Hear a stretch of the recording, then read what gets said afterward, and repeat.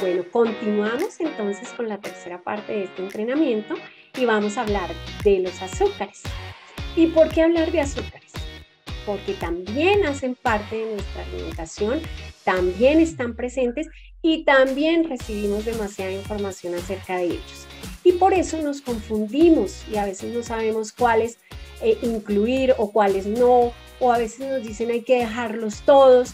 Entonces es entender qué funciones cumplen, cómo los vamos a seleccionar y cómo los vamos a incluir para que cumplan realmente esas funciones que deben cumplir dentro de nuestro organismo. Pero para eso también quiero contarles algunos datos curiosos acerca del azúcar, de la caña o de todo este proceso que ha tenido este alimento para llegar a nuestras mesas de hoy en día. Veamos entonces, la caña de azúcar, y este sí que me gustó este dato, porque es uno de los cultivos más antiguos en el mundo. Se cree que empezó hace 3000 años antes de Cristo. Entonces, vean que realmente es un cultivo que se ha dado a través del tiempo, que lleva mucho, mucho tiempo y que se ha mantenido como fuente también de una parte de la alimentación de todas las comunidades. ¿Cómo se fue entonces repartiendo a través del mundo? Pues por los marineros indios que llevaban mantequilla, llevaban azúcar como suministros y lo iban dejando en todas esas rutas comerciales por las que viajaban.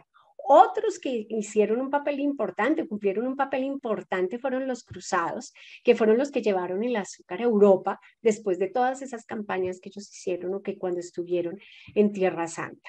En el siglo XV, Venecia era el principal centro de refinación y distribución de azúcar en Europa. Y eso era un papel muy, muy importante por otro dato que les voy a dar ahorita más adelante.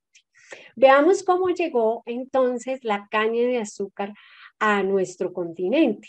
Llegó pues a través de Cristóbal Colón, que se detiene en las Islas Canarias para recoger o cargar en sus barcos vino y agua, y él traía unas cañas de azúcar y ahí es donde las deja y es donde empiezan los primeros cultivos. A Brasil el azúcar llega a través de los portugueses y, como les decía, ese dato curioso de la importancia de Venecia que tenía en este proceso, es que el azúcar fue un lujo en Europa hasta el siglo XVIII, y eso no está tan lejos. Entonces vean que es clave entender que también se comercializó con ella, también se llevó y también hizo parte importante de ese desarrollo de la humanidad.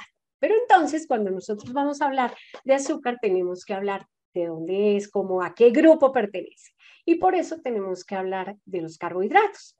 También acerca de los carbohidratos hay como muchas creencias y como que hay corrientes, digo yo. Entonces a veces nos dicen, no consumas carbohidratos, estos son malos, no incluyas este, no incluyas el otro.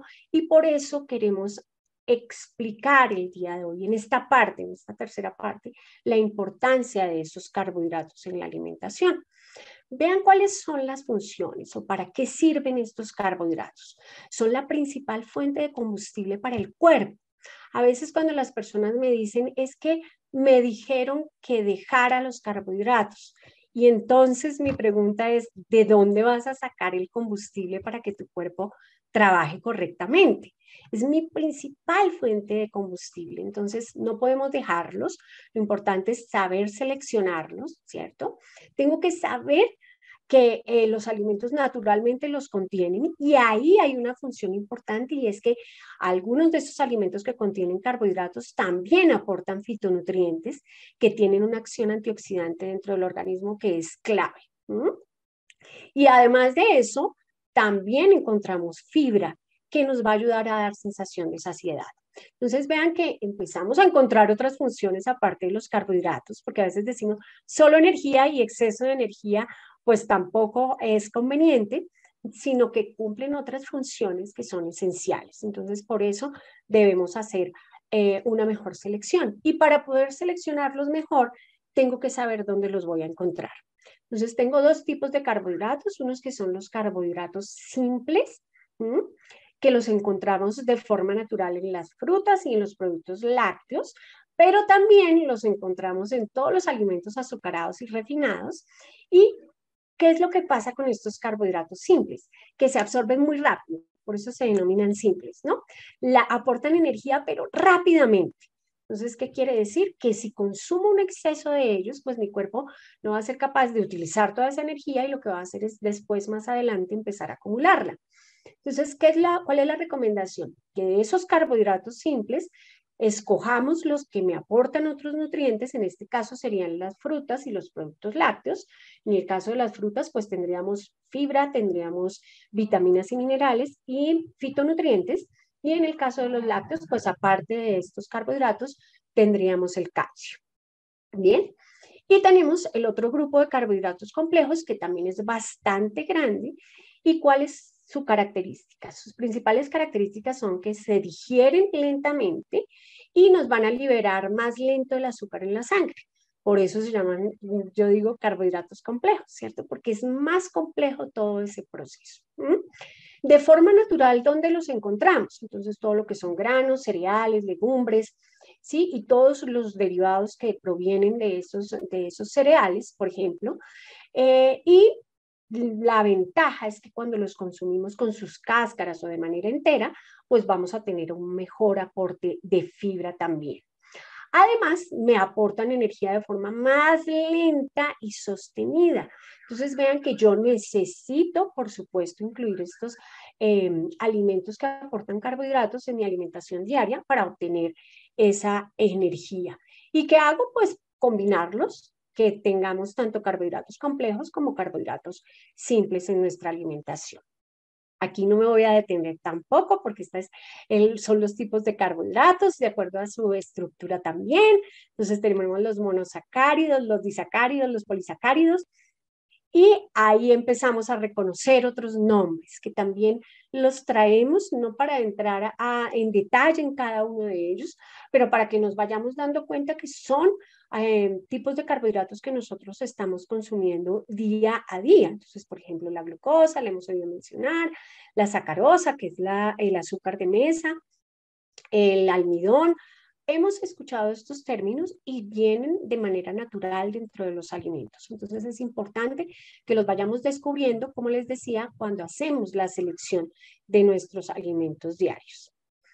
¿Qué quisimos también traer el día de hoy? Algunas definiciones. ¿Por qué? Porque lo estamos escuchando todo el tiempo y a veces nos confundimos con esas definiciones. Entonces, vayamos como diferenciando. ¿Cuáles son los azúcares intrínsecos? Que a veces uno dice, ay, pero esos nombres son como más complejos, ¿cierto? Intrínsecos quiere decir que está dentro del alimento de manera natural. Entonces ahí está nuestro ejemplo de las frutas, ¿cierto? Están ahí y cuando yo me consumo una manzana, pues ahí están esos azúcares. Tenemos otros azúcares que son libres, que yo puedo consumirlos solos o agregarlo a un producto o agregarlo a una preparación en mi cocina. Por ejemplo, la miel y otros tipos de azúcares que podemos utilizar en nuestras preparaciones del día a día, ¿cierto? Y tenemos también entonces los azúcares añadidos, que ya los agregamos de manera intencional para dar mayor sabor, mayor textura a algunos productos y que las personas puedan disfrutar mejor algunos de estos tipos de azúcares añadidos o de productos. Aquí, ¿cuál es la invitación también? Que yo sepa o empiece a entender cuáles son esas clasificaciones de los azúcares y que cuando yo lea una etiqueta pueda diferenciar y decidir qué tipo de producto o de alimento voy a consumir. Aquí tenemos otras dos definiciones que son los productos alimenticios procesados, que son, a veces nos dicen procesado y nosotros ya no queremos consumir, pero les voy a poner un ejemplo. Nosotros no tomamos la leche directamente de la vaca, sino que esa leche tiene que tener un proceso finalmente para que yo la pueda consumir. Eso ya viene a ser un alimento procesado. El pan es un alimento procesado. ¿Por qué? Porque yo no consumo el trigo directamente, sino que sufre un proceso de industrialización para que yo lo pueda consumir. ¿Bien? Entonces vean que no es que sean malos, sino que me están facilitando el consumo. ¿Qué tengo que saber? Es cómo son esos procesos y qué me están aportando. Recuerden que no es solamente criticar el producto, sino hacer una crítica que sea real de qué me está aportando ese alimento. Y tenemos los otros, que son los alimentos ultraprocesados, que son alimentos que tienen más ingredientes, que son alimentos que tienen un proceso, valga la redundancia, de más industria, digámoslo así, pero que también hacen parte de esa alimentación. Tenemos que ser también selectivos en cuáles son esos alimentos que incluimos en nuestra alimentación y realmente qué me están aportando, ¿bien? Para saber si sí lo incluyo o no lo incluyo en la alimentación. Pero no quitarlos de raíz, sino ser mucho más críticos en la manera que leemos y aprendemos a ver esas etiquetas. Veamos entonces las recomendaciones de consumo de estos carbohidratos. Para la población colombiana, se dice que la recomendación es del 50 al 65% del valor calórico total. Estamos hablando de todo el aporte de carbohidratos. Esto de que depende de la persona, de la actividad física, de la condición de salud. Es bien importante tener súper presente eso. Y recordar que no solamente son los carbohidratos, que también tenemos las proteínas y que también tenemos las grasas. Entonces, dentro de todo ese valor calórico total, vamos a tener también los carbohidratos, ¿bien? Y hablando de esos azúcares libres o de esa definición que acabamos de ver, la recomendación es que sea máximo hasta el 10%, ¿sí? También vamos a lo mismo, depende de la recomendación, de la actividad y de las características de la persona para poder hacer esa recomendación de consumo. Bien, vamos entonces a hablar de algunos consejos para tener un consumo adecuado de esos carbohidratos. Entonces son esos tipsitos que vamos a tener presentes para poder hacer esa mejor selección. Lo primero, y lo he repetido en varias ocasiones, leer la composición nutricional de los alimentos, revisar qué tiene la etiqueta, fijarse en el contenido nutricional de esos alimentos que estamos consumiendo, qué otros nutrientes me aporta adicional al azúcar, que es de lo que estábamos hablando al comienzo, o adicional a los carbohidratos. ¿Qué otros nutrientes me está aportando este producto? Incluir, ojalá, cereales integrales, frutas y verduras como fuentes de este nutriente. Preferir las bebidas bajas en calorías, como té o algunas bebidas que contengan aloe.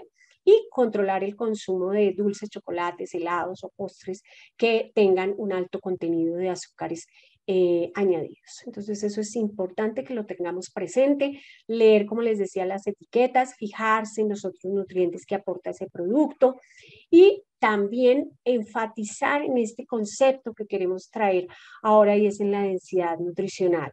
Recordemos que no solamente es un nutriente, sino que más me aporta, que otros elementos están ahí que son importantes y que puedo tener un bajo consumo de ellos. Entonces a veces decimos, no quiero nada que tenga azúcar, pero resulta que este producto que tiene azúcar me puede estar aportando vitaminas, minerales, proteínas, otros nutrientes que mi cuerpo está necesitando. Recordemos que es la selección en todo el día, la adecuada selección y la cantidad que consumimos de cada uno de esos nutrientes.